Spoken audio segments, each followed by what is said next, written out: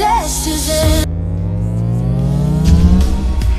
where resilience begins, not fixing the cracks, letting the light. Hello everyone, and welcome to Zest Zen with me, Shel, the podcast that'll take you on a journey from the hustle to the harmony, fueling your passion whilst finding your peace.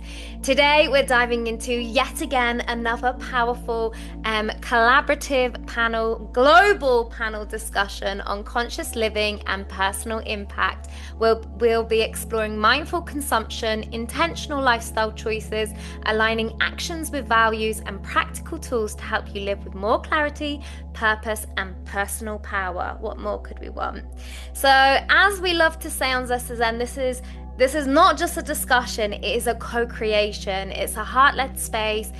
So please be mindful of that when we're sharing comments about our guests and what we're expressing, because what someone else's truth might not be your truth, and that's okay. That's the beauty of this world that makes it so unique.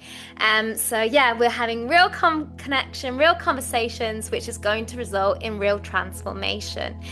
So no scripts, no rehearsals, just pure, beautiful, today actually, feminine energy, which is really, really nice. We have got a powerhouse of women, starting with Jacqueline Young. She is a powerful mindset coach, certified clinical hypnotherapist, and former CEO turned conscious guide for deep personal evolution. Her journey from the educational system into subconscious healing is a story of courage, curiosity, and reclaiming divine power. Yes, yes, yes. And next we have her presence, her beautiful, beautiful presence back again. We have Maud Morano. She is a registered yoga teacher and MBA, founder of Yoga at Work. She transforms workplace well-being through breath work, movement, and mindfulness, helping individuals and teams thrive from the inside out. If you did not hear her discussion on the previous panel, please go and watch that. She is a powerhouse, and we're so thankful to have her back. And last but certainly not least, we have Dr. Singh, and she is a transformational life coach and visionary educator. She is the founder, I will put my tooth back in a minute, of Aurora Businesses. And Dr. Singh combines educational expertise with life coaching to empower individuals worldwide towards more clarity, self-awareness, and purposeful living. Beautiful. I'm super excited to combine all their powerful minds together for this discussion. So enough of me talking, but before I introduce these lovely ladies, if you feel called, please share a little love. It costs you absolutely nothing, but helps amplify incredible voices like today, by subscribing, as it will reach many more hearts and minds. Thank you, thank you, thank you, thank you, thank you if you already have, and welcome, welcome, welcome everyone. Nice to be here. Nice to be here. Honored to be here. Thank you so much. How are we all today? Beautiful. Fantastic. And I feel like there's a collective theme of the sun is shining. Not that makes any difference, but I feel like that's definitely happening worldwide right now. Wow, in our little worldwide covering, so that's beautiful. So before we begin, I'm always really intrigued, and I purposely kind of dive straight in with the biggie, because I think if we go in with the big kind of questioning of the panel theme, and we have to try and think of a way to narrow it down as best we can without doing the whole episode, I think it gives us a lot of fuel for conversation. So conscious living, I think we have so many buzzwords right now going around. What is conscious living truly? What does it truly mean to you beyond the buzzwords and the hype? And anyone who feels like they want to start, feel free. And remember, there's no right or wrong. It's your truth, and that's the beauty of these conversations. I feel like Jacqueline is ready to start. Did I have that look about my face? I feel like you're being very polite, but I'm like, she's ready. Shel, you know me too well. For me, conscious living is recognizing when you are being triggered, recognizing when you are feeling not at your best. But it's really knowing that you can take action when you're not feeling a particular way that you want to. And instead of being judgmental about it, both for yourself and for others, you're curious about it. So what we really want to do is kind of detach from that kind of worldwide recognition that we talk to ourselves quite badly, and to recognize that we're going to stop that. We're going to very consciously take a moment, take a deep breath, get grounded, center ourselves, and then be curious about what led us to that type of thinking. And then consciously figure out how we want to restream that so that we are living a life more consciously with more purpose in terms of how we want to be and how we want to be around our own energy in the world right now. Because goodness knows we kind of need that, I believe. Oh, that is beautiful, absolutely beautiful. And before I straight away want to talk about it, before that I want to hear everyone else's. So yeah, whoever feels like they want to go next.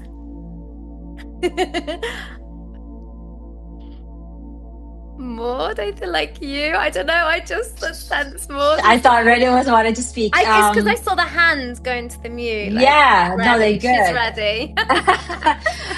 For me, a couple of components make up conscious living, and it all starts with awareness.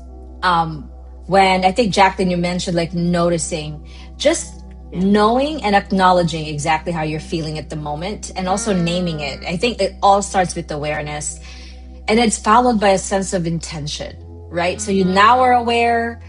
What is the intention? What am I trying to accomplish, or maybe not accomplish? What am I trying to feel right now, or speak, or commit, or even purchase, or eat, right? Yeah. Things that we do, the verbs that dictate our days. And then when we make decisions, it is led by values. Whether it's the eating, the purchasing, the whatever it is verb that I mentioned, it is what's true to you. Like your energy going towards what matters most to you. Not just what you think needs to be addressed in the moment, but it's the stuff that matters to you. Yeah. Which leads me to then one of the concluding elements of conscious living, which is a sense of presence and a sense of responsibility. Unapologetically showing up as yourself, knowing your defaults, and then the sense of presence is like you're in the moment, right? You're aware, then you build your intention, then you know your value. So in the end, how present are you? You're kind of in that second, in that very minute. So it always starts with awareness, almost anything that we talk about. And one of the examples I will say about conscious living is not saying yes automatically. Yeah. Setting boundaries and taking a pause and saying, does this matter to me? Is this something I really want to spend my energy on? Is this cup that I have it's Starbucks, this is plastic, and my value is about the environment. Should I truly partake of this? Or can I do something, right? Take everything with glass, in glass or something. It's that sort of values-led decision-making in the end, and then you are present based on sort of the awareness and the intention that you had set. I know that was long, but it's such a broad terminology, conscious living, right? That I appreciate, but like all of you, I know Dr. Rennie is going to just as much add to this or amplify it, but I do it on purpose, and I know that it's always really like wow, that's getting my teeth right in there. But there's a reason why, because I really want to hear what your thoughts are so that I can, pull out some more of the information. Dr. Rennie? Yes. Both Jacqueline and Mount, they beautifully expressed what consciousness is, and especially in this 21st era, where life is so fast, information technology, like we are living 1.5 times faster than what we can live in 24 hours. So it seems like we are living out of our body. Yeah. So what I say is listen to your soul song. Beautiful. Being present with who you truly are beyond that noise. And so kind of just taking time to when we are reflecting or we are doing gratitude journaling, also listen to what were the things which made you alive and what were the things where you felt something was off. And accepting that frequency, accepting what is resonating with you or what is not resonating with you. Beautiful. And then taking those micro action step, be it as buying stuff or watching something or reading something or eating, and or in relationship, becoming mindful about that, and trusting the unfolding of life with that awareness. Yeah. For me, it's a conscious living. And it's a beautiful way to live. Beautiful. And just before you all, I'm sure, add so much more to this, I love to do the opposite sometimes because life is about polarity and opposites. So you also beautifully defined in your own way conscious living.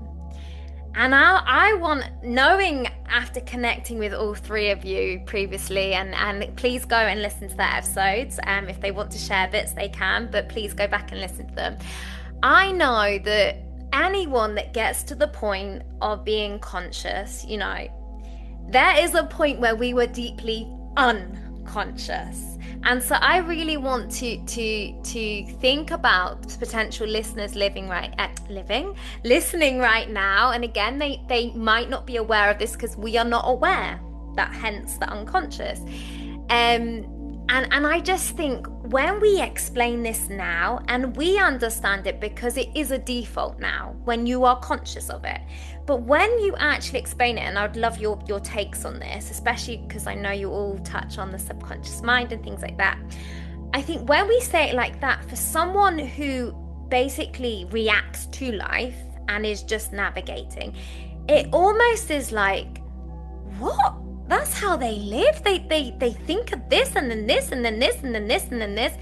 But what I think I really want us to home in on is, like I've found, not always, but because I am so conscious, I am so checking in with myself, so aware, I actually have more power. So it sounds like all of a sudden it's such a huge thing in our life, but it's not, because you are doing it so unconsciously. You're still doing it, you're just not aware you're doing it, but we are now. So I would just love your takes on that, because I think sometimes in order to understand what we're really getting to the root of something, we have to also speak about the polarity of it, or the opposite of it. Jacqueline? Patiently waiting for someone else. The energy is beautiful. It's so strong, like in a good way. I was like, let's go. In a good way. And that's why I want us to have this momentum, you know? Yeah. What came to mind for me as I heard you speaking is being reactive rather than being responsive. So when you're finding yourself reacting to every situation and not taking the time to really either ground yourself and be aware, as Maud said, is to really, that's that differentiator right there, is when you are constantly reacting and then recognizing that you're reacting, because you're never at your best self when you're in a constant state of reacting. The other thing that I have come to understand deeply, particularly working with women of a particular age, is that when you find yourself being buoyed from a place of fear, guilt, or shame, then you're not living a conscious life. In fact, you're living a very reactive life. And how we move through that and understand what that's all about is, I think, all the work that we all do, in terms of really understanding that those three particulars don't serve you at all. In fact, they're always going to hold you back into an unconscious or a not conscious way of living, because you're going to be stuck in a script that really does not serve you and really needs to be torn apart to your benefit, and then figure out exactly why that was your default. But the biggest thing that I find is that when you are in the wee moments of the morning, filled with either a slow simmering rage or a slow simmering resentment, and you don't know why. You just know that that's the feeling that kind of comes to you when you allow yourself to sit. And it feels like things are very, very unsafe, and it feels like things are very unfair. And so those are some trigger reactions for me that I pay close attention to with my clients, especially in terms of how they talk about the experiences that they're living, because that allows and affords for me an entry point in terms of some of the work that we then can start off with in a really nice, easy way. I hope that helps. Absolutely, and you all touched on that previously as well, because we talk, well, particularly you, Jacqueline, talking about how we speak to ourselves. So yeah, even that of why this is so unfair, you know, that is still you having a conversation with yourself, even though we don't see it at the time. We see it as external to us, of something that is just happening to us. But no, that's still your thoughts, because you could have the same experience, because we are naturally going to have challenges. That's the whole point of life and the growth. But how we have the power to respond to them is it like when you really, and sometimes you give yourself kindness and grace. Some days, you know what? Let it go. But on the whole, when you can stop and you can think, it's really interesting that I'm thinking, like, why is this happening to me now? Okay, I'm just, again, like what Maud said, I'm just going to sit with this. I'm not going to judge it. I'm not going to like be unkind to myself. I'm just going to be curious. I wonder why I'm feeling this right now. So what part of me feels like this has to happen to me, or what part of me could do something maybe to change that? And sometimes, okay, some situations are literally life altering. We have to learn to adjust and get on with them. But on the whole, actually, we have a lot more power than I think we give ourselves grace for. Yeah. So if anyone wants to, she's unmuted. And also speaking about thoughts, also reminding ourselves that we are not our thoughts. Yeah. I think that's the biggest step back, and the biggest, to me at least, is a sense of consciousness. Is we say things like, I'm going to kill that, I'm going to do, we're very violent in our words sometimes. Like, I'm going to insert verb here, but we really don't mean to do that, right? That could be, yeah, exactly. And another layer to all of this, since we are all women, is menopause and perimenopause. Yeah. Go back to what Jacqueline was saying. Some of us do wake up with this rage, with this emotion, not knowing the why. And then it's really what's behind it all is your hormones are like fluctuating, which makes it really frustrating, because we want to know the why, right? I have a tantrum because of this. I feel this way because of XYZ. And a lot of times when we get to a certain age, we're like, wait, that wasn't me. Like, that's not my norm. And that's why this, there's a time in our life, a phase in our life where things can be very frustrating, because not everything makes sense. And then we have all these thoughts, but in the end, we are not our thoughts. And just forgiving ourselves for those. And how many of us have really thought about something radical, big, it's just humongous, and so big that we cannot even start to materialize it. And then we tell ourselves that's exactly what a thought is. You see it as a cloud, and you can let it go. Or when I teach meditation and mindfulness, this is the best way I explain it to people. You're in a Japanese restaurant and there's a sushi conveyor around, and each sushi plate can be a thought, right? You can take it, you can consume it, put it back. You can just look and say, that's a thought. That's a sushi that I kind of want, but not really, and let go. So because I'm Filipino, I love food. I always use that sort of analogy because people can relate to it, right? Like, we see it, we don't have to consume it. Exactly. We have a choice, and we are not our thoughts going back to it. So, yeah. I love that. And just quickly, just to add to that, I really, really, really love, because I had a powerful realization of this as well, of when I started being conscious of my thoughts, and they were deeply, very unkind for a very long time. And I thought they were all me, and I'm guilt, shame, horrible, why am I thinking this, blah, blah, blah, blah. And I don't mean that in any disrespectful way, but sometimes we have to blah, blah, blah, blah, because it is blah, blah, blah, blah. And we're not having that narrative anymore, and we're not listening to that anymore.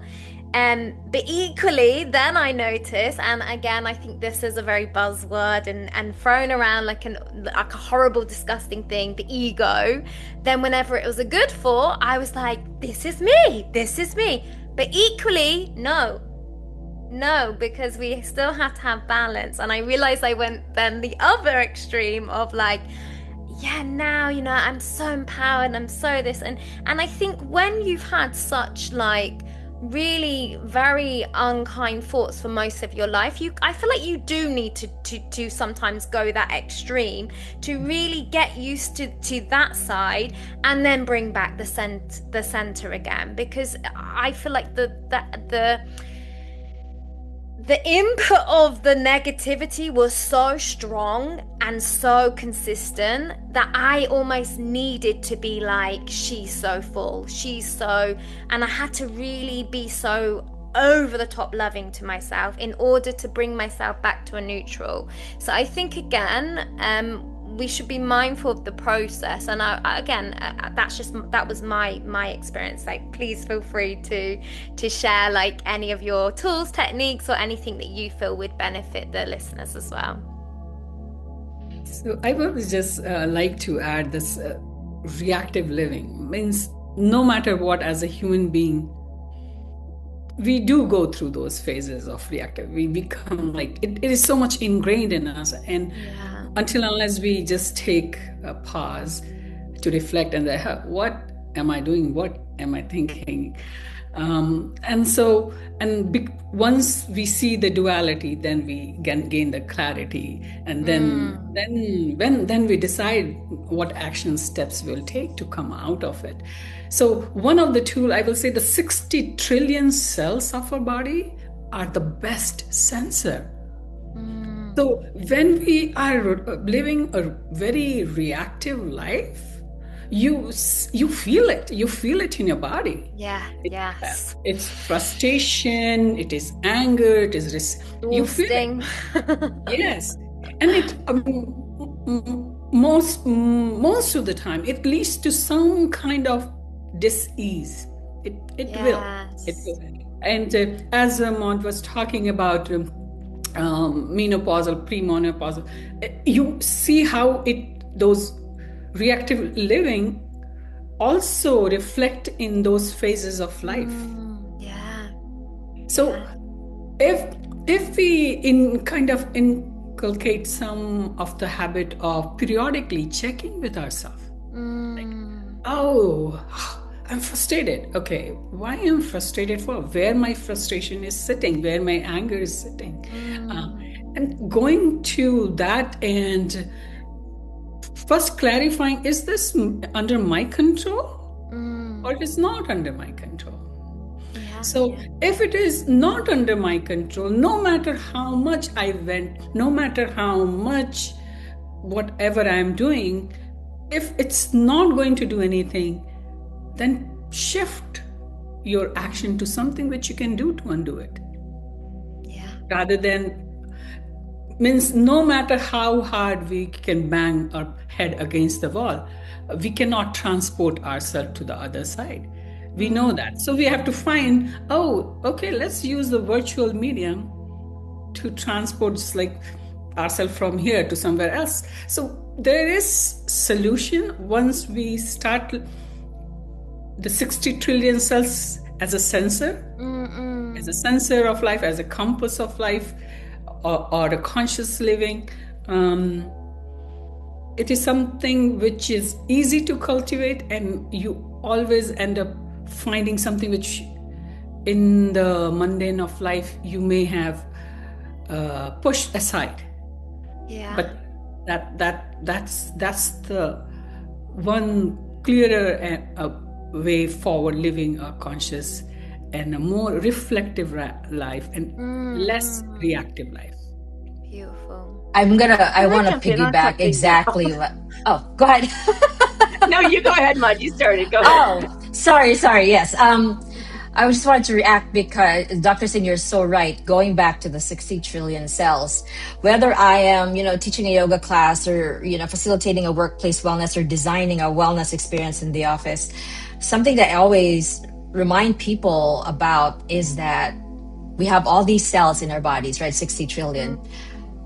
We've just bypassed it. We have forgotten to listen. We have forgotten to almost trust how we feel is guiding us towards a better life. For example, a lot of people go to the office in survival mode, right? My boss hates me. I'm new to the company. So you're starting your day with a high level of cortisol. You're not able to think clearly. You become robotic, right? Open your inbox, blah, blah, blah.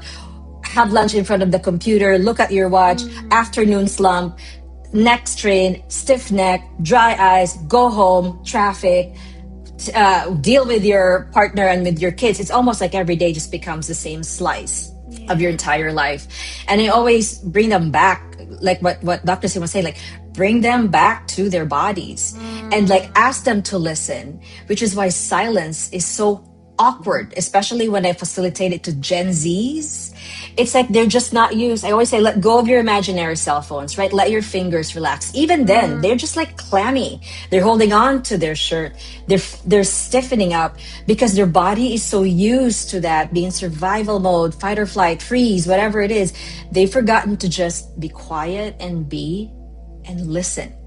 It's people are having a hard time now sitting in silence and just like listening to themselves. And I know Jacqueline and Dr. Singh, you have experiences with those types of people who sit and all they hear is just, oh my God, noise. I cannot stand myself. That's what I was just about to say, because I know I really want Jacqueline to speak and I want you to continue. But I was just thinking, when I was being silent in that period, I was silent, but this was not silent. It was a very, very loud room in my mind. And so I just straight away, as soon as you said that, I thought it's so interesting because you see them and you see these kids and say they've been playing these games and stuff. And I genuinely think in their mind, they are quiet, but they're not quiet. There's so much going on internally. So sorry, please continue. But I just thought that, it's so powerful what you're saying right now. Yes, and especially depending on your lifestyle and, as a certain phase in life, or if you're a woman or whatever, you're already coming into your work, into your day already with so much baggage that it's so easy to forget about yourself. It's so easy to forget to sit with yourself. And I think that's the training, right? That's the conditioning, is it's okay to just be quiet for a while so you can just be with yourself.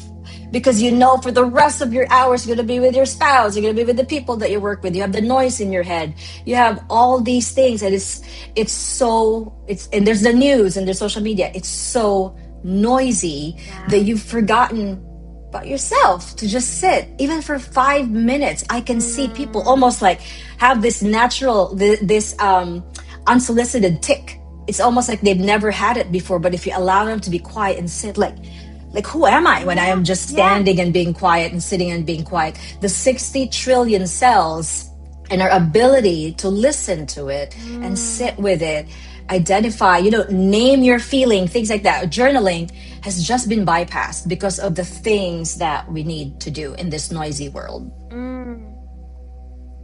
And I think just like riding a bike or learning anything, you need to give yourself time. You're not going to, okay, today I got told to be quiet and sit with myself. Oh, it's so quiet. This is lovely. No, it's going to be like, I've got to get the cooking on. I've got to do this, because that is your default at the moment. So trust the process. And like you say, 5 minutes, even if you put on a timer, do it conditionally to start with. Do a timer and force yourself to sit there. And then you'll notice, gosh, actually, I really love this time. And slowly. Please say, sorry, Jacqueline. Yeah. Oh, no, of course. I've just got a couple of things that I'd like to draw some attention to. And again, it's all part of the work that I am heavily involved in. If we are living any kind of a lie, ergo, we're not happy in our job, but we have to keep going there every day. And even though we can say, yeah, I need the paycheck, etc., we're living a lie in the fact that we're not living our fullest life. There's always going to be leakage somehow, mind, body, or spirit. Somehow you're going to pay a price of some kind whereby your body or your mind or your spirit is going to say to you, you have to stop. You cannot continue living this particular way. So you'll either start getting migraines or a chronic illness, or in my case, I got pneumonia a number of times, like way too much. And your body is trying to tell you, you are living somehow some level of a lie. And in terms of getting back to those numerous cells whereby your truth is, that's why you need the silence. Maud, I'm so happy that you said about like carving out that time of silence. For me, the irony of talking about a conscious life is recognizing the power of your unconscious mind, because we're trying to actually take our intentions and all of the things that we think are our drivers. And in fact, most of you, I'm sure the panel knows, our mind is made up of conscious and unconscious. Only 10% is conscious.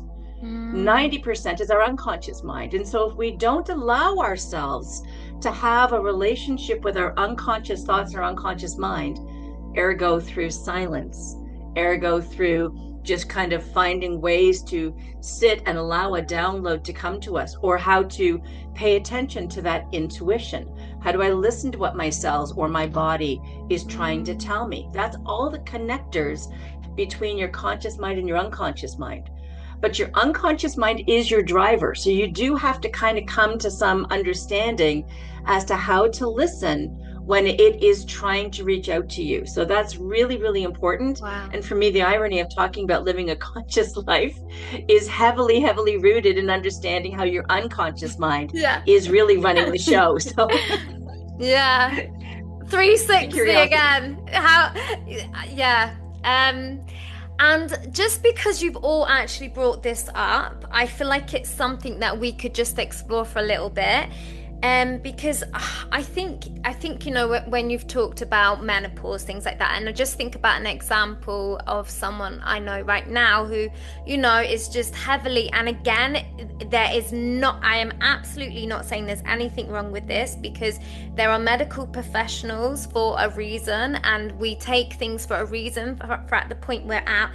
But equally, what I've noticed, just because you spoke about this, Jacqueline, is putting that pill or whatever's been prescribed to you in your mouth is not going to take that guilt. It's not going to take that shame. It's not going to take that feeling you felt in that rage or that moment of something happening in your body. And equally, you know, not just menopause, other things people are going through, anxiety, things like that. But equally, it doesn't need to be this or that, but the mind is so powerful, and we really need to get to the root. And as much as we are blessed to have this medical advice, I think we equally need to be monitoring and conscious of how we're still behaving.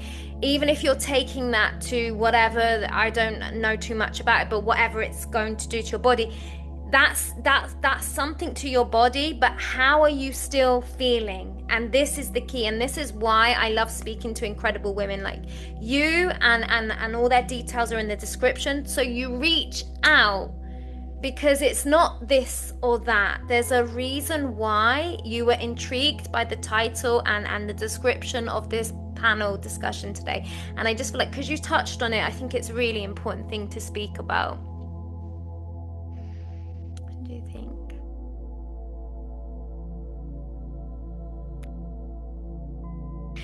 I know you're being polite, because I know that you really want to talk. Go, Jacqueline.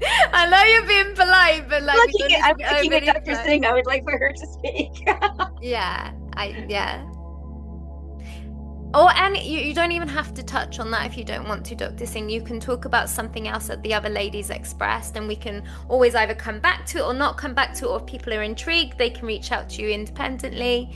I just feel like I just noticed, I was listening, it was coming up a lot. So I think it's sometimes when I hear things a lot, there's a reason why we should probably dive a little bit more into them. But you do not absolutely have to comment on what I asked. As I said, anything that comes to mind. I was just processing thinking about what I know it's a very high vibrational conversation, and I feel there's so many layers that sometimes we do need that time to process. I get that. Means there's so much in that. So yet you said it very, very nicely, that taking those pills are not going to take away those shame, guilt, and all those thoughts which we go through. And the pills are for the physical symptom to an extent, but the root cause of anything which we see has also those emotional baggage which we are carrying. So as we were all talking about it, and we were also talking about like Gen Z, right? And we are also talking about people in menopausal, premenopause, the whole spectrum. Talking.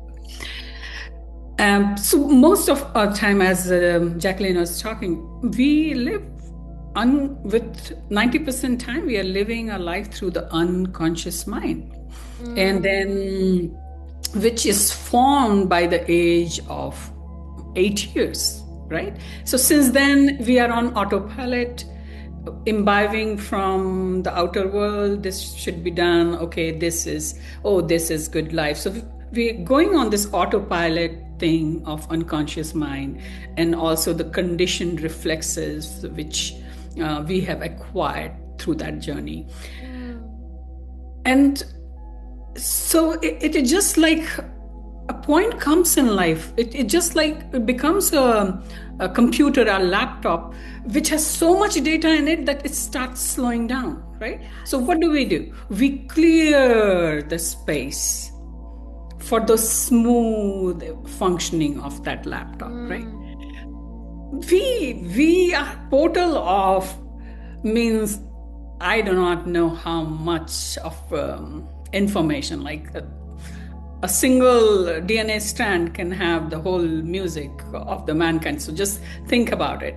60 trillion cell, 23 pairs, means how much of data we keep in our body, in our physical body and the non-quantum field.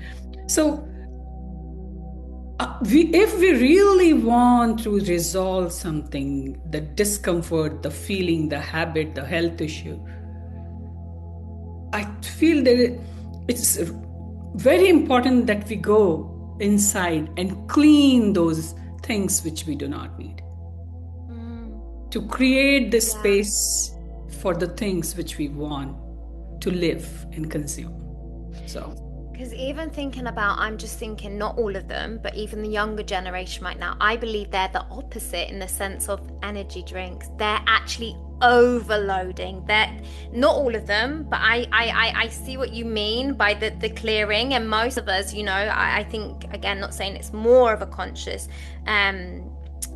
way, but I feel like a lot are now more sugar, more, and so they're functioning, but they're actually they're so overloaded, overstimulated that they're equally still doing almost the same again.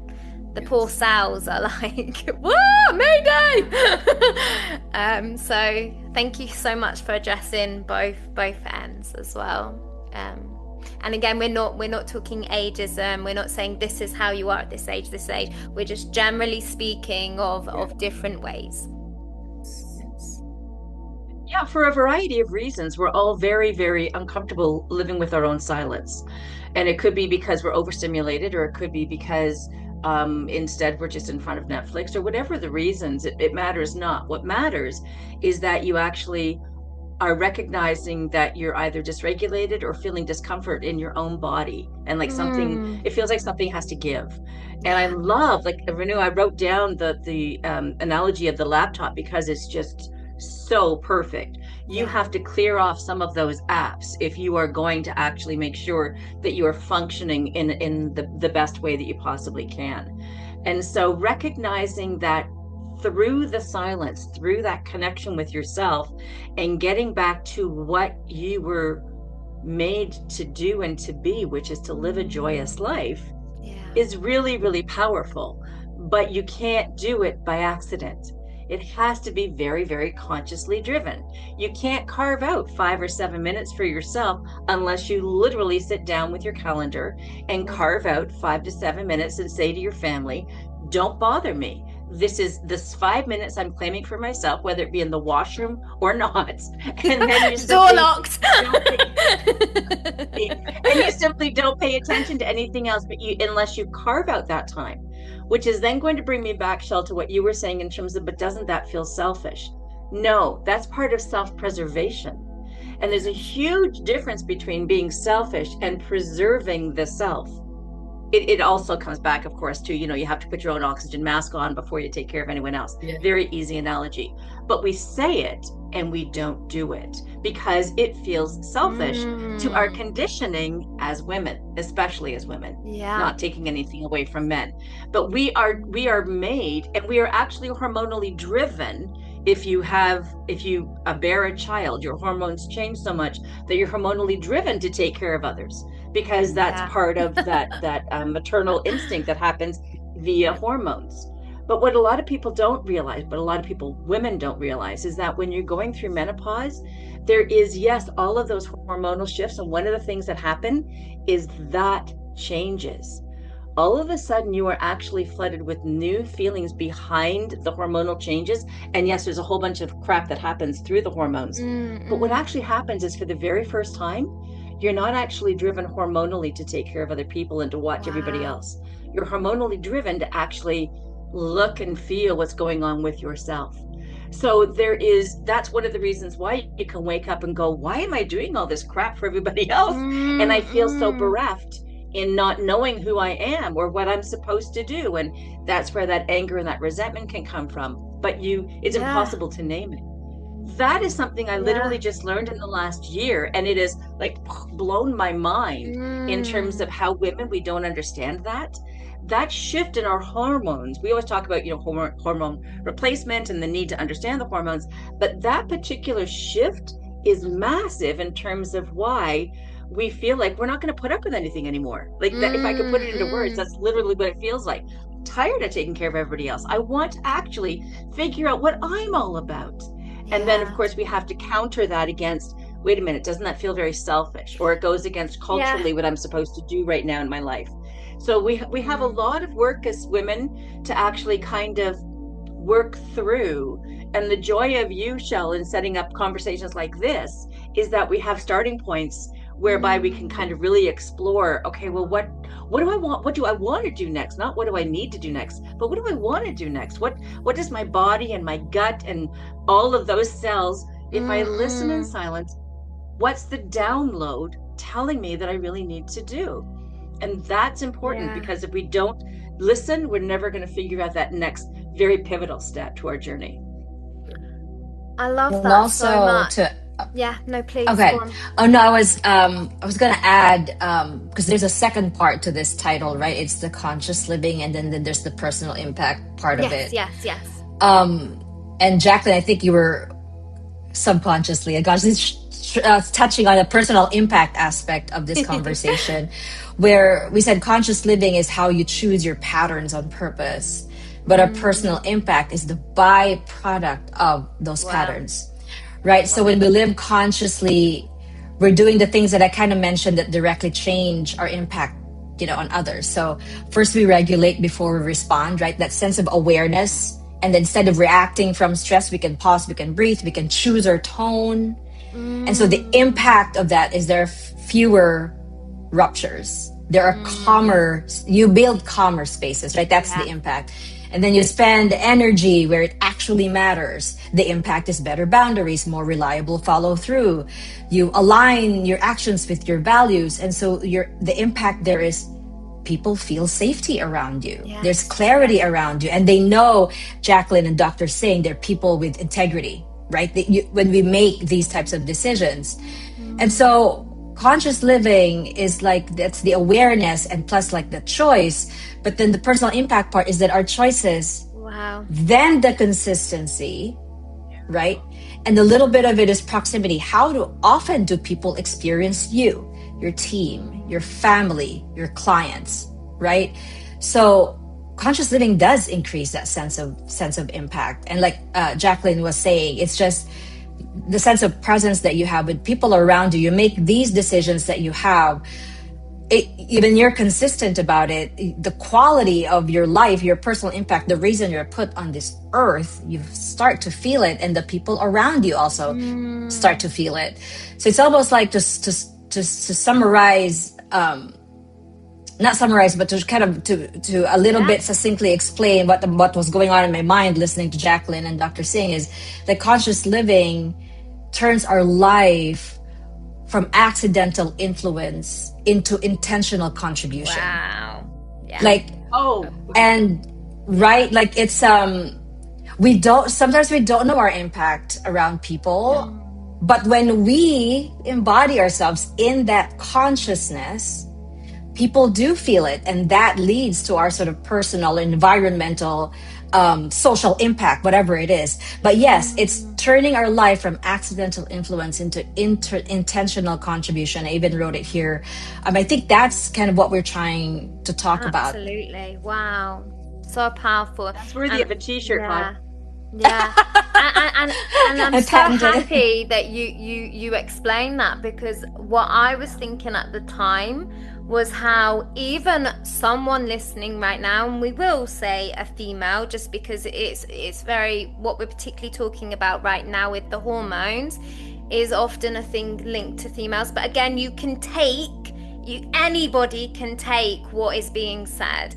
But I mean, in even just having that awareness, because I believe awareness is key, but like what you also beautifully said, embodiment is just as important, and action. But even being aware that it's a process. Do you know what? I am actually raging. I have done this my whole life, and I feel this way I feel now.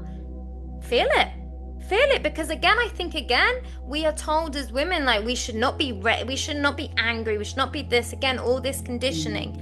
Feel it. Equally, okay, now actually, because I feel this, no, my body, myself really needs me right now, but I feel guilty. Okay, feel it. And that's why I love that you express that, because it's almost, I can hear, but I'd love you to add to this. It's going to be such a process, and not just talking about menopause, life altering decisions, motherhood, finding out you have, a disease, again, something happens to your life that you have to deal with. Go through the emotions, but equally, what you so beautifully said, Maud, is get that sense of empowerment back, and sit and think about how are you impacting not only your life but the others around you, and once you get that kind of that empowerment back, you can, I feel like, become a little bit more centered and a little bit more like, okay, do you know what? This might be a new version of me, but I'm okay with that. And you've got to be the one okay with it. I hope that made sense, but that's what I really felt. Thank you all so much. Wow. Yeah, please, Dr. Singh. Yes, Shel, I will just pick it, because you said it so nicely. The more conscious life we live, the more impact we have. It just goes this way. Being an educator for 3 decades, where I know, and my student, and I impacted thousands of students' life, peer, families, community. And the more conscious I became, then in 2024, I got into coaching because I believe that the way I learned this conscious living, I can touch more lives. And that's when I started writing my story and coaching young people getting into leadership role, or women who are struggling with this identity of who they truly are and what they have imbibed through the society and culture. Because we are living in such a beautiful era, nonetheless, we have information all around, and once we have information and we process it, we have a chance to become more conscious and also to desire and dream the life we want. Yeah, beautiful. So one leads to the other in such a flow state, like it happens automatically. So yes, more conscious living, we do impact more people. Absolutely. Yeah, And the intentionality, adding the intentionality to it and all those things. So yeah, so nicely said, Shel. So nicely said. I love you. Wonderful. What a beautiful conversation this is. Wow, so many And layers. I even, love it. right, even if you're a hermit and you live by yourself in the middle of the woods and you're conscious living, it impacts the plants, the animals, the earth around you, the air in your house. Even if you're not around people, you are impacting your direct environment. And I think that's which author said it, that you don't really know who you are unless you've spent 3 months in the mountains or something like that, like by yourself. Like, who are you without the people around you? And you are by yourself. Like, how exactly do you take your coffee? Or do you just take your coffee the same way your spouse drinks your coffee? Do you just eat this food because that's what they like? Are you really clean? You know, like, it's the conscious living comes out when you really have to live with yourself, and maybe only by yourself. I know that's kind of an extreme example, but I just wanted to point out, like, even if you're not around people, your environment is going to shift, because we are all creatures of energy as well, you know. I think that's so powerful what you touched on, and I think we can actually really bring that into a relatable, grounded way of thinking about it. So how many people, and this is just, again, throwing it out there, but how many people, when they have an unexpected visitor, all of a sudden rush around? That is your answer. Because why are you doing that? Why? Why is whatever it is that you feel now has to really quickly be whatever? Why are you doing that for the entrance of whoever's coming? What is deep in your mind that you feel that you need to do that in order to not get so, you know, without filling in the blanks, you know what I mean? And so I get that. I 100% get that. And again, it's not good, it's not bad, it's not right, it's not wrong, but just question these things. Like, okay, this is interesting. Why am I now quickly rushing around and shining things and putting things away? So yeah, you really learn to know about yourself. Yeah, beautiful. And even that beautiful example you said of you might be drinking something just because someone else makes you it. Do you actually like it? Do you actually enjoy it? Or are you just drinking it because it's become a habit, a routine? And again, it's not right or wrong, but just question these things. Beautiful. Yeah. I love it. I'd like to come back full circle to how we talk about guilt, shame, and fear, because as a trifecta, they will kill you. And one of the things that I'll say to my clients especially is, you know, they are good visitors. They're very powerful in terms of showing a mirror up, and you don't want to not pay attention to them because they're there for a reason. You don't want to invite them in and put them in the guest bedroom. You want to invite them in for tea or coffee and have a conversation, and then send them on their merry way. There's learning to come from looking at why they're there and what the learning is supposed to be. But don't invite them into your psyche as part of who you are now normalizing yourself to be. And the other thought that I had in terms of what we were talking about is, we have more arsenic in our body right now. We would be dead if we were the pioneers, of course. So our body with all of the microplastics in it, et cetera, we're all trying to shift all those things. But in the same way, we have groups of people, if not all of a population of countries, living in a higher state of trauma. And so then how do you figure out where your normal baseline is supposed to be when either your family situation has made you so hypervigilant that now you're running at a dysregulated state, but that has become your new normal? How then, if you're one of those people and you realize that by listening to a conversation like this, what are the first steps then that someone should or could take to figure out, well, how do I get rid of this feeling? Like I do feel uncomfortable in my body. I do feel, dysregulated, which is a huge word. But then what do I do next to not live there because I'm intrigued by what the three of us are saying, or I want to take that first step to being more conscious in my living patterns, etc. And that's, I think, a really big question, because so many of us normalized our fight or flight response, which was highly hypervigilant. And you have to really learn how to kind of unpack all of that before you can figure out, well, it goes hand in hand. You have to learn how to unpack at the same time that you're learning how to understand how your nervous system really works and what you can do to work through those things. But it's hard. Like, I think what's lovely is we're all on the other side of things, and that to not recognize the hardship that we went through is not genuine. This is tough freaking work.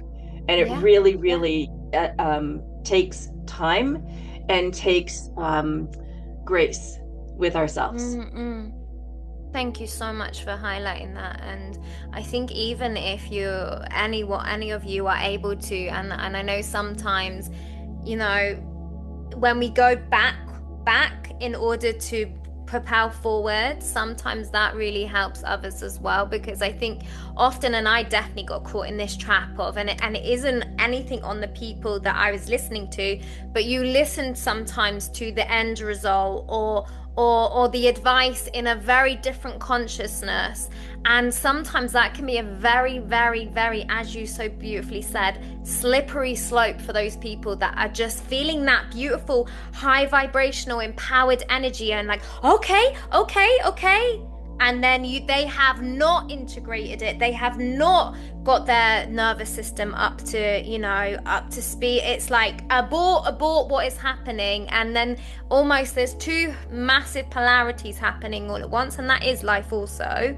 But I think, how could we, even if it's one little step they could take today or something they could do, and I know you've already expressed so many beautiful things, just to really ground the information and know that it's not now like a running towards the finish line, because the finish line's never there anyway.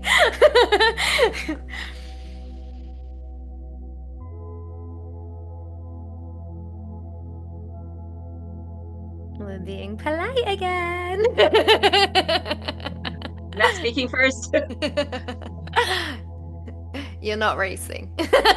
You're all being very polite. I think you brought about a very good point. So, for example, in sports, when someone becomes in a basketball like Michael Jordan, everyone knows the rule of the basketball, and every now and then you play. Then what is the difference between Michael Jordan and the other players? And I do talk a lot about this in my classrooms also, because someone has taken time to practice this enough so it becomes its second nature. So realization of, oh, okay, these are, I need to do these shift in my life to live a good life or extraordinary life. That is 50% of the work done. But the 50% comes from the integration, Shel, you were talking about. Until unless we integrate through our rituals, through our habits, through the way we live daily life, those shifts are not going to be sustainable. So integration is important for the new persona or the new way of living sustainable. And for that, the micro step, the small step which you decide to take, you continue to take those micro step by step, slowly, but not giving it up after 10 days or 15 days, but rather than making it a part of our life. And that what brings the change. That will change the epigenetic, that will change our way of thinking, that we change the way we react to or reflect or respond. So slowly you start seeing those steps which you have taken to make it integrated totally in yourself, in the way you actually live your day-to-day life, or the way you respond, or the way you talk, or the way you make impact in life. So personal power, going back to the impact, all hand in hand. Beautiful. And there is no end state. I mean, that's why this is a practice, right? It's not, if you talk to, I mean, Kobe Bryant's life just got, shoved away from this earth way too soon, or Michael Jordan, all of the greats, the Wayne Gretzky's. There is no end state to them. It's like that's the end of the basketball career, but they don't stop being great, right? Somehow Michael Jordan pursued baseball, and then now he's in a different realm with his greatness. When you talk to those people who have so embodied, and like Dr. Singh was saying, this conscious living that you're doing has just, you practice it so much, it becomes second nature to you. It felt wrong to Kobe Bryant to be awake at 5 o'clock and not be in the basketball court and practice. You feel like your body's just now so attuned to your values and what matters to you, that if you pluck away from it, it's like you're almost like going against yourself. And so there's always something that these greatness, these people who embodied greatness and conscious living, there's always something to work on, because we can always improve. I don't think anyone said, I feel so enlightened right now. I don't need to meditate anymore because I've achieved this state of self-actualization, nirvana, ananda, all of that.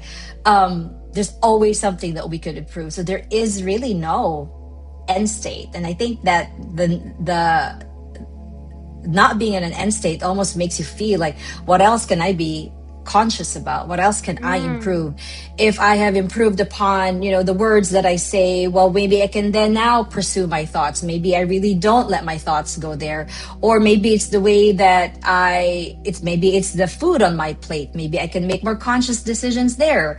There's always some aspect of our life that will never get to that end state of consciousness, because we can always improve. In a way too, like on the flip side, to polarize it, there's always things we can do to like worsen things, right? What are things that we do right now that we're really not addressing? And the longer we're not addressing it, the worse and worse it's, it feels, or it calcifies some aspects of your life. Because going back to what we're talking about, Jacqueline, I think you mentioned like just a personal purpose, your potential, our impact, our why of why we were put on this earth. It just kind of calcifies, because there are things that we can also reverse. So there's always movement, going back and forth. And that's why life is a practice. There is no end state.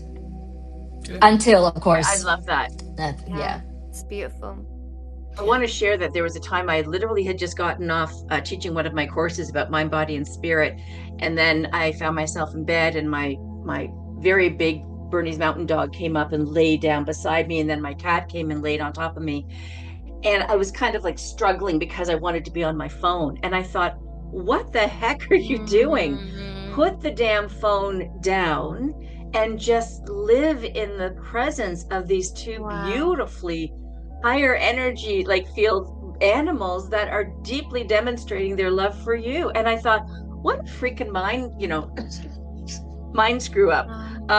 And it was like one of those things you're always learning, to your point, Maud. Like, I mean, you think that, I've kind of got this and I know what my practice is. And then you can catch yourself thinking, that is literally an idiotic move, what I just explained to you. And again, once you catch yourself coming back to a conscious living, you can put the phone down. You can say, no, I am going to be present. And I'm literally going to feel all of this that's coming, like literally vibrating through my cat's purring and my dog's panting against my body right now. This is incredible. This is like utopia. It's a fascinating thing what we can do the more that we are catching ourselves. And even if, like, as a starting point, you set your damn alarm once an hour, once every half hour. What are you doing right now? It goes off and you just literally stop and think, what am I engaged in right now? Is this I love all the questions, Maud, that you came up with at the beginning. Am I living a life of my values? Are all the choices that I'm making in this particular moment the choices that I want to be known by? Is this the leader that I wish to be in this moment? How I'm either speaking to myself or speaking to staff, or, like the energy that I brought into the office today, whatever it be. And the other thing that I want to come back to kind of full circle is, when you are curious, then you recognize that the journey through all of this is hard work. Like it is that conscious part, which is very hard work. It's easier just to kind of go by habit or whatever we do or wherever our thoughts lead us. Yeah. It's much more challenging to say, no, I need to really be quite disciplined with myself and do things in a particular way. It's recognizing also that there's going to be setbacks in your journey, because life will kick you. And then there's times when you kind of move forward.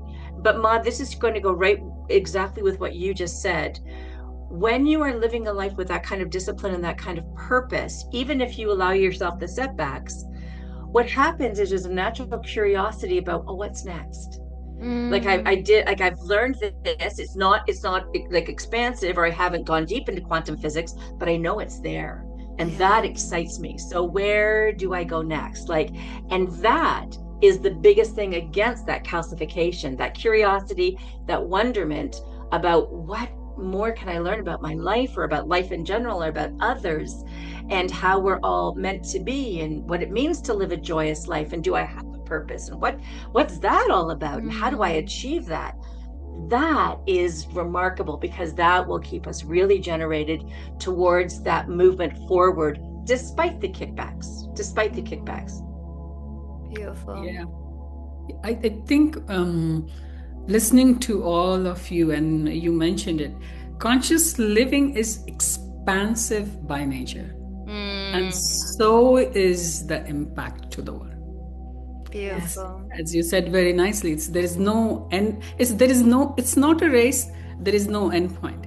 It is a beautiful journey, and we have the freedom to make those choices. That is another beautiful thing. So, and what I really love about what you've all expressed is, I always think of because I love how another conversation could say the same, but in a very different way. So for example, when you get to the top of the mountain, you're looking for the next mountain. But I feel like in this particular conversation, it is almost that, but not that, in the sense of that childlike wonder and that curiosity and that excitement for life. And again, it just really shows that all examples, when implemented certain ways and consciously, have very different outcomes all the time. Are you running and you're not in the moment and you're not appreciating where you're at right now? But that's very different to, wow, but I wonder. That's very different.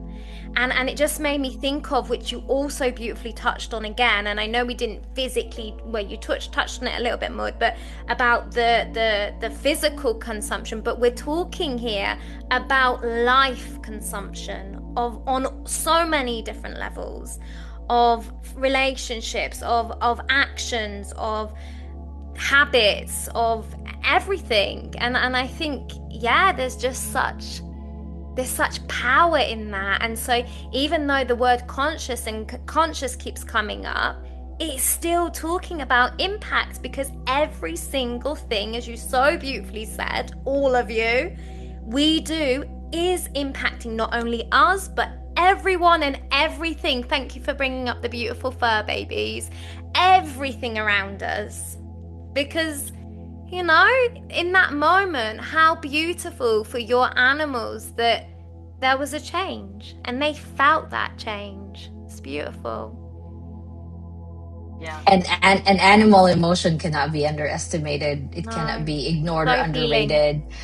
Yes, and and I don't know, Jacqueline, how you were feeling at the time, but with my fur babies, I don't have any children, so they are my children. When I'm watching a show and my heart rate has increased or whatever, they look at me just like worried. Are you okay? Or if we are feeling sick, they feel it. That's high, like you said, Jack, high level, high vibration. They almost know things before we can even realize them, and sort of respecting that energy that could be beyond the human comprehension, right? We don't even hear what they hear. And it can never be underestimated, because sometimes you just need to look and stop and like something is going on, right? They know when an earthquake is coming. They know when the weather is going to change. And it's that level of awareness, that, going back to the pills and going back to the work life, we have just learned to bypass. Not getting to the root, right? It's the ibuprofen syndrome of pain, take this, take this. It's like really like listening. And I think our fur babies are just the perfect example for that, right? They shake it off so often and then they reset. And they observe and then they reset. Beautiful, yeah. Wow. I felt that. Beautiful. I felt that. Love that. Dr. Singh, is there anything you want to add to it? As Mont was talking about fur babies, and I was thinking about it. I think all our minds have gone somewhere very beautiful right now, but yeah.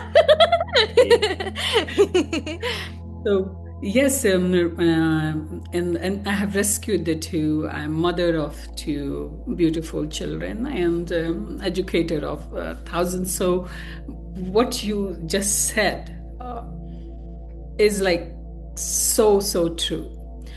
But I will go back to the consciousness of animals, or we also know even in plants. So recently I was working with this environmental team locally, and we were talking about it, that animal farming and the consumption of that meat, and what is the impact of that meat on your body. So we sometimes, I think somewhere in our progression, we became a band-aid society. Means if it is education, we look for a band-aid solution. It's life, we look for a quick solution, rather than working, means not just with the symptoms, but going to the root cause, which, yes, of course, takes more time. But that's where the solution is. So at times in conscious living, the biggest mirage is that we are putting our energy where the solution is not there. And where the solution is, we really have to convince people that go and look there, because that's where the solution is. Because the culture has become so fast, so band-aid likes, and also you brought that point at one point, is sometimes we are the most conscious animal or being on the earth, then we forget to integrate or forget to include the other conscious being on this earth as well. Yeah. Because nonetheless, everything is made up of energy. Like being a chemist, this is what I have taught all the time. Like carbon atom in me, in the animal, in the plant, on the earth. One is living, one is non-living, one stays, one moves. It's all energy, and we do impact each other. So Absolutely. yes, so in conscious living, if we do not make it as a, the buzzword, as you, life is not a fashion show. Conscious living is not a fashion show. Like, oh, this is trendy, so this is what we should be using, or this are the words we should be wearing, or this is, because the way you live is still you eat, drink, sleep. The way you learn is the same the brain was, only the mediums are changing. Yeah. So instead of becoming conscious of this, if we are continuously entangling ourselves with the changing modality, then we are missing out on the conscious living. Agreed. And even if you think about, and again, I'm just leaving this for people to think about, not to finish the sentence or anything, but if you think about the general emotion of a lot of animals that are being consumed, we don't need to go into it all, but it's fear. And I remember walking the other day, and there's two squirrels. What do squirrels do? Run. They run as quick as possible. These squirrels didn't move on this path, and I was shocked. Now that shouldn't even be something we should be shocked about. They were so close to me and still with their little nuts. And it's like, I know some people might listen to this, but again, it's to put it out there, just to be conscious of it, because again, our world is a conscious place. And even the like what you so beautifully said about the plants, the animals, everything in some way or some form is reacting to things happening on the earth.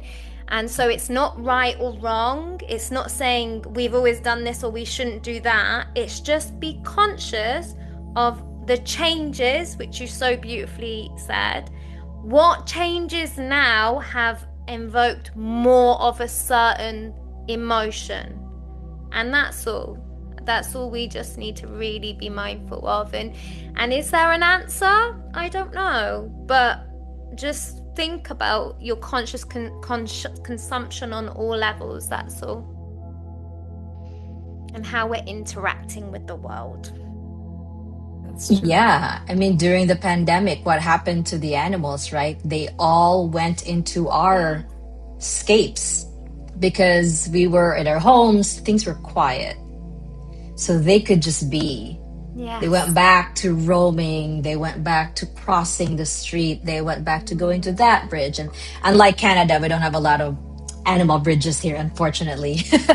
But they just went back to the place where they were supposed to, because we kind of retreated into our homes. And so the energy that they felt was quiet. Something must be going on. And now I can just roam and be. And I think that was one of the, for me, I mean, the pandemic really did shake our worlds and turn things upside down for some people. But one of the beautiful things that came out of it was the freedom for the animals to just be around and be in their conscious environment, being a little bit more quiet, being a little bit more peaceful and serene, because there's no intervention. Or there was our intervention level was kind of curtailed because we were all at home.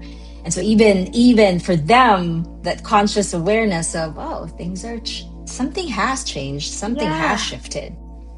But even when you think of that, like the depth of that, like to us, it felt like such a long, intense thing. But think how quick the animals changed. Yes. And they had that intelligence and that awareness that something has shifted. And then imagine if we could bridge that, because that's the thing. Why does it have to be this or that? Yeah. And I just think these are just, again, it's not saying there's anything right or wrong, but these are just things that I think we should voice and just think about. Why don't animals feel comfortable to be at that lake or in that woods, or feel like they have to hide, and they're a surprise to us? And I know, you know, we see the beauty of the surprise, but how beautiful would it be just for it to be more harmonious? That's all. Yeah. I'd like to kind of take the conversation in a little bit of a different avenue, and this is not going to be well prepared, so I apologize for the staticness of my thought process. But one of the things that can happen that's quite beautiful is when you recognize that you have a choice to step into living a conscious life, such that you are more aware, such that you are making informed choices, such that you are living a more values-led life. There is that responsibility to yourself to be able to kind of step into that and really embody and claim your space, claim your voice, claim your thoughts, all of those beautiful things. When we're talking about energy, the beautiful thing is that your responsiveness and responsibility to the greater good changes also. So when you become aware of how energy works, which is what we all do, and we're talking about it as if it's second nature, but when you recognize that you also have a responsibility to engaging with the energetic field that we all are part of, and you actually can raise that vibration in the face of everything else that's going on right now, that's incredibly powerful. And you kind of think, okay, well, yeah, I can do all of this for myself. And yes, of course you should. Like that's your starting point. But then part of that journey is also the recognition that, oh my gosh, I feel wonderful. It's coming full circle, Maud, to what you were saying at the very beginning, the impact that you have on everybody else around you, etc. And there's a responsiveness and a responsibility to recognize that that can happen also, because that takes you out of your own head. That thinking that what I do may have an impact is wonderfully freeing for you to keep living in your own head. Like, I mean, like you're better off when you come to terms with who you are and what's going on and how you can make changes. But then when you can see yourself as being part of an energy for the greater good, that is incredible. And to take yourself out of your head, like coming back to that ego word, is remarkably uplifting. Oh yeah, go please, Mom. I would I have like a very concrete example of that, just in terms of the greater good and the energy. So I had just come from a conference in Atlanta, and I spoke there, and my husband and I were in this 3 to 4 hour drive back home here in Charlotte.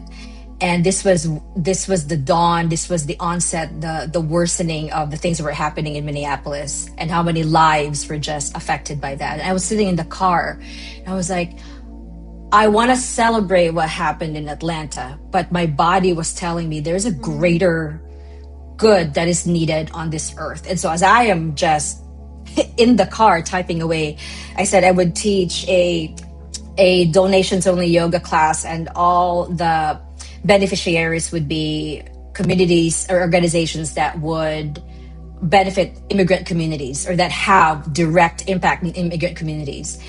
That was a conscious choice for me, right? I could lose clients, I could, whatever it is, but I didn't care, because to me, this is the greater good. There is something, there's energy that needs to be had, that needs to be propelled, that needs to move forward, that me in my meanness, this little person that I am, I can't impact what's happening out there. I cannot change. It's not within my control. But in my own little circle, I can then, in my own skill and potential, give, yes, it's the yoga, it's the movement, the mindfulness, the breath work. But we started that session crying. What people really needed was community and connection. The yoga was just the bonus of it. The mindfulness practice was just the bonus. The somatic practice was just a bonus. But what we needed was each other. We needed each other's energies. And so we needed to move through it, right? We needed to dispel energy from our bodies. But going back to what you're saying, Jacqueline, it's this bigger than us energy, our role in it, and saying yes or no. What do I stand for, right? I stand for humanity. I stand for goodness. what does that show? How does that show up for me? I'm going to use my skills, and I'm going to give the people the freedom to say, I will show up with $5. I'm going to show up with $0, $50. Somebody donated $150, whatever it is. Show up as you are, but what everyone needed was that high vibration energy of just being with like-hearted, not even like-minded, like-hearted people. Yeah. And sorry, what you were saying, that's where it took me, because that was like a very recent experience for me of how small we think we are, but our impacts can be big and our energies can multiply just by doing the small things that we can contribute intentionally into this world. Absolutely. Yes. Absolutely. Yeah, 100%.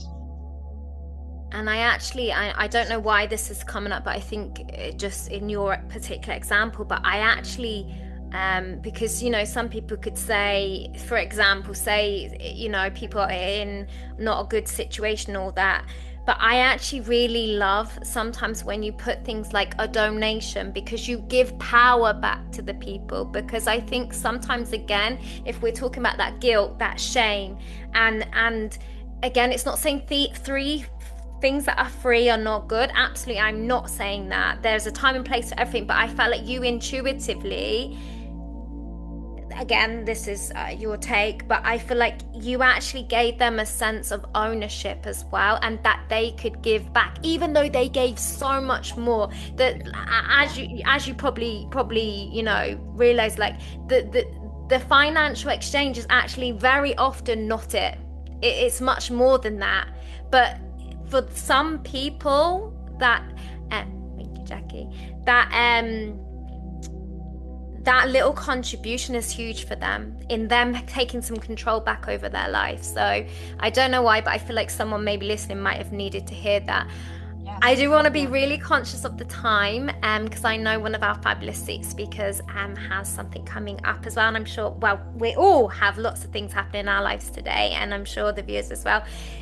Really, I could talk to you, incredible ladies, for so much longer, and I know there's so much more we could dive into, but I really want to take this time to express my full gratitude to you all for showing up once again today, saying yes, having the most incredible, powerful conversation with so many layers. I feel like there's so much depth and something someone will take, more than one thing. But thank you, really, really, really thank you again. Sometimes words, I hope you feel it more than the words. So really, love you all so much, and I appreciate you so much. Thank you too, Shel, for your energy, and Jacqueline and Dr. Singh. It was a pleasure to meet you. Adding you all on LinkedIn, of course, but Shel, I don't know how you do it.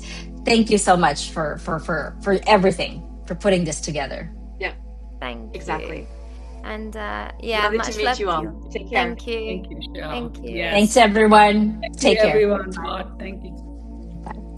It's the magic that Zest is in.